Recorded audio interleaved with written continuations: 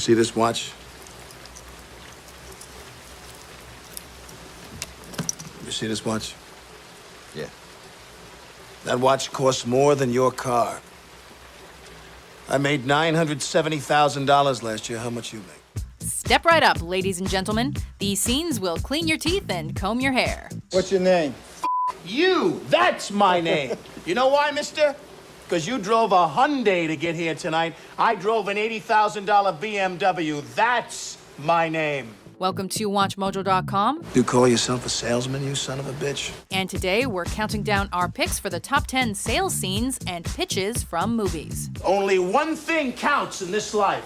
Get them to sign on the line which is dotted. For this list, we're looking at the most magnificent, memorable, or convincing big screen scenes about the art of making a deal. You know what it takes to sell real estate? It takes brass balls to sell real estate. The characters involved should be making a sale or being sold to. They're sitting out there waiting to give you their money. Are you gonna take it? Are you man enough to take it?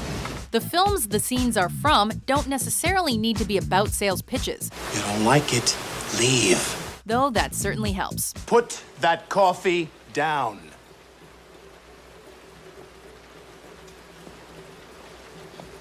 Coffee's for closers only. So without further ado, let's close this deal. I can go out there tonight. The materials you got make myself $15,000. Tonight, in 2 hours, can you? Number 10, The Jericho, Iron Man. They say the best weapon is one you never have to fire. I respectfully disagree. I prefer the weapon you only have to fire once. In this scene from the first installment of the Marvel Cinematic Universe, good old Tony Stark sells us a grand slam on the last missile defense system the United States will ever need. It's the first missile system to incorporate our proprietary repulsor technology. You can't not adore the already cool and calculated performance by Robert Downey Jr. in all of the Iron Man movies. That's how Dad did it. That's how America does it. And it's worked out pretty well so far. But if you stick him in front of an explosive blast and he remains cool, calm, and collected as he does here, then you've sold your movie already. For your consideration, the Jericho.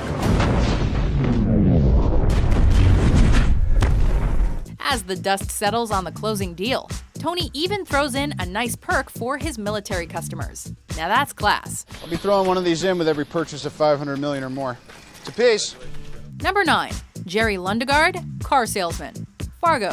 We sat right here in this room and went over this and over this. Yeah, but that true code. Planning the kidnapping of your wife is hard enough, but it's especially so when you have to deal with angry clients on the side. You're sitting there, you're talking in circles, you're talking like we didn't go over this already. Sometimes the best way to get around a sale is simply to lie right into your customer's face, especially when you're sneaking your way to get them to buy True Coat for their cars. All right, I'm not saying I didn't. So remember, kids, the next time you try to sell something to your client that he doesn't want, knock off $100 and get them to buy it anyway. He never done this before.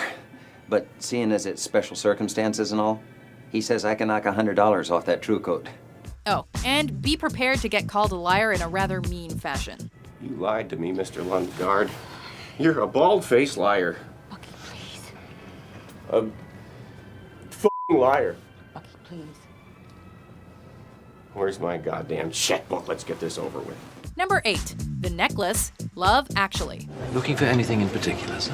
What's better than a slow shopkeeper in a bustling jewelry store? Would you like it gift wrapped? Yes, all right. Lovely.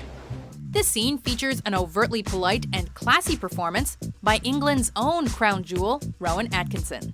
Look, could we be quite quick? Certainly, sir. Ready in the flashiest of flashes. Insisting that Alan Rickman's haste has been noted, Atkinson's character carefully and meticulously wraps the necklace he's trying to hide from his wife in an array of bizarre and extreme methods.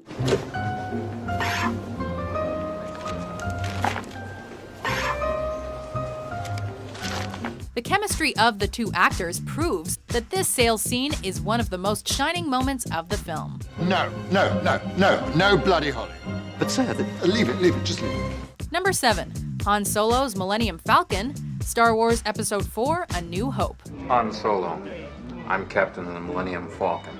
Amid this wretched hive of scum and villainy lays one of the greatest star pilots in Star Wars, and one of the best barterers too. Fast ship. You've never heard of the Millennium Falcon? Should I have? Haggling their way to a ride out of Mos Eisley, Han Solo pitches the Falcon as the fastest in the galaxy, making the Kessel Run in under 12 parsecs. It's the ship that made the Kessel Run in less than 12 parsecs. Impressive, we think. A handy salesman as well as a smuggler, Han Solo thus proves himself as a negotiator as well as a star pilot here. I've outrun Imperial starships. Not the local bulk cruisers, mind you. I'm talking about the big Carillion ships now. Number 6, closing the sale, Boiler Room. Hi, Dr. Jacobs. This is Chris Marlin over at JT Marlin. The rightful predecessor to a certain Martin Scorsese film, I'm not leaving! smartly uses Vin Diesel's voice to its full potential by having him act as a stockbroker in this 2000 crime drama. That's great, Doc, if you want to miss yet another opportunity here and watch your colleagues get rich doing clinical trials, and don't buy a share and hang up the phone. With the eyes of every employee on his grandeur of a pitch, Diesel schools the entire office with his charming yet heroic-sounding voice. Well, hold on a second now. I didn't say that. I just want to talk about it some more. Honestly, Doc, I don't have the time. This stock is blowing up right now. The whole firm's going nuts. Hold on, let me open up the door to my office.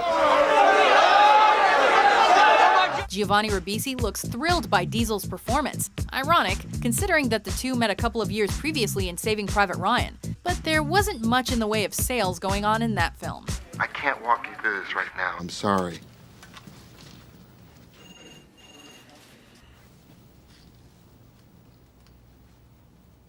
Okay, let's do this. Number 5, all about that bass, Boogie Nights. So basically, you're getting twice the bass with the TK421, which we've got available in this system right here.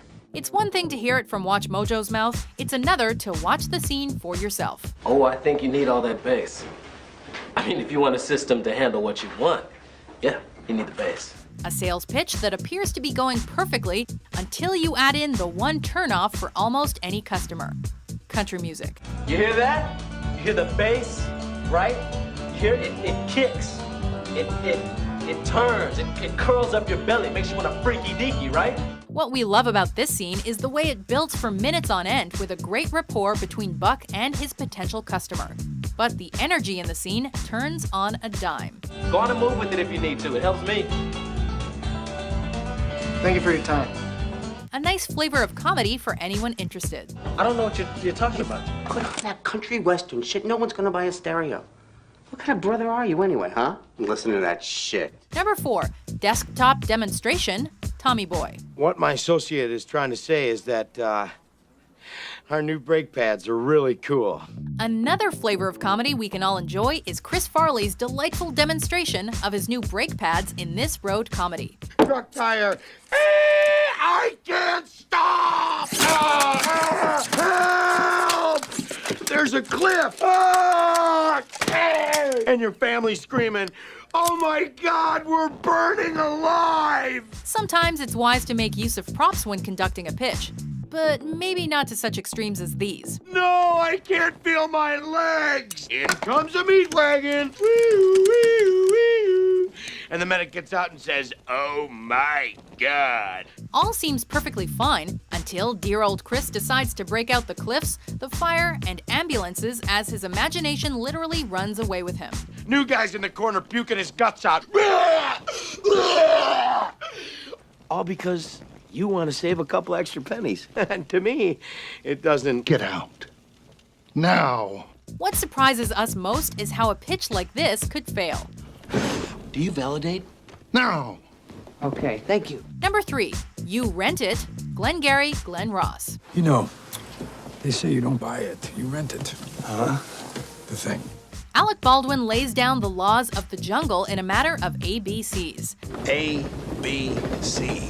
A, always B, B, C, closing. Always be closing. Always be closing. But it's Al Pacino that brings the true vigor to the art of salesmanship in this drama. I mean, you don't keep anything, really. No. Security. Things. You know? To the unassuming, this would not appear to be a clear-cut sales pitch.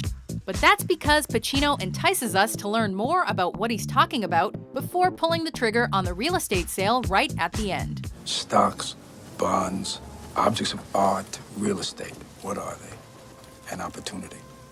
To what? To make money? Perhaps. To lose money? Perhaps.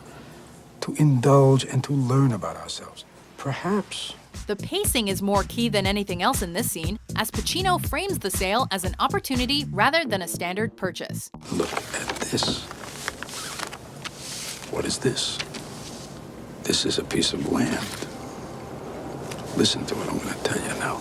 Number 2, Stratton Oakmont training, The Wolf of Wall Street. You give me one shot here on a blue chip stock like Kodak. And believe me, Kevin, the only problem you're gonna have is that you didn't buy more. Leave it to Leo DiCaprio to teach us how to be Captain Ahab catching whales. Excellent choice. Schooling his associates to be hot and primed stockbrokers, Jordan Belfort demonstrates his talent in a perfect sales pitch while mocking every response that comes his way. Sound fair enough? Though his performance throughout the film did not land him an Oscar, his sales tactics and demeanor, especially here, have become almost akin to cult-like inspiration to any would-be future salesman types. Sound fair enough? Before we unveil our top pick, Oh, have I got your attention now? here are a few honorable mentions.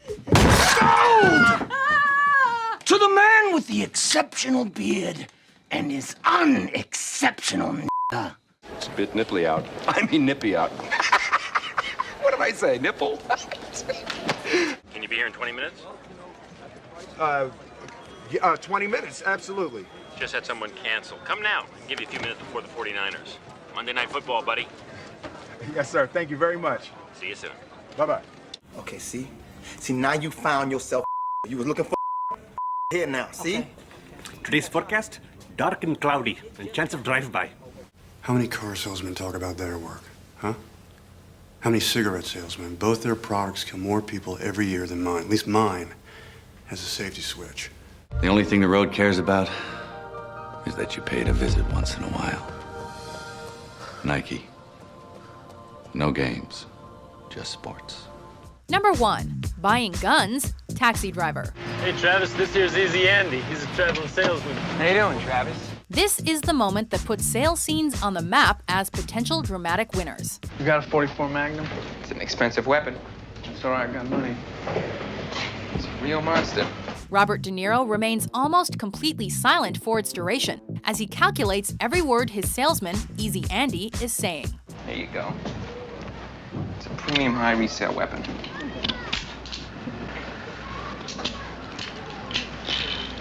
Look at that. Look at that, that's a beauty. This scene works for how well it displays the character of Travis Bickle, whose actions cautiously hinge around the dealer's pitch before he chooses to buy not just one gun, but all of them. How much for everything? All together. Well, only a jackass would carry that cannon in the streets like that. Here. When writing this film, Paul Schrader kept a loaded gun on his desk for inspiration. We can only assume they motivated him to plot out this fantastic scene. How about dope? Grass, hash, coke, mescaline, downers, nebutalol, chloral hydrates. How about uppers, amphetamines? No, I'm not interested in that stuff. Do you agree with our list? Where did you learn your trade, you stupid you idiot? Whoever told you that you could work with men? What movie sales pitches have got your money? Nice guy. I don't give a shit. Good father. You go home and play with your kids. For more top 10 lists that sell themselves, I wish you good luck, but you wouldn't know what to do with it if you got it. be sure to subscribe to WatchMojo.com. You can't close the leads you're given. You can't close shit. You are shit. Hit the bricks, pal, and beat it, 'cause you are going out.